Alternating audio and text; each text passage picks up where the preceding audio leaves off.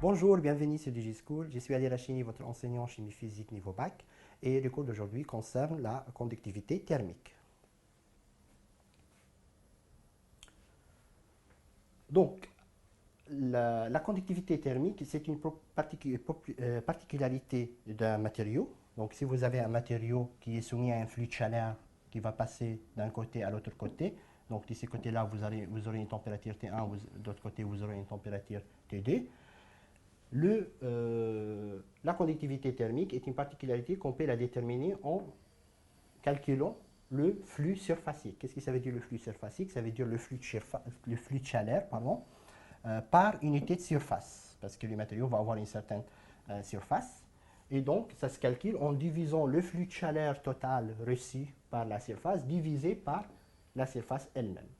Cette flux surfacique est égal en fait à la conductivité divisée par l'épaisseur multipliée par la différence de température. Donc on va prendre en compte en fait l'épaisseur de la couche, également la différence de température entre les deux côtés.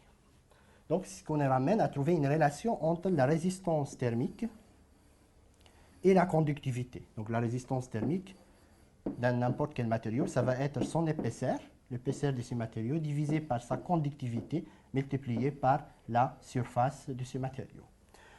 Plus la conductivité est faible, plus l'isolation thermique est élevée. Donc pour avoir un matériau qui isole bien, il faut que sa conductivité thermique ait une valeur très faible.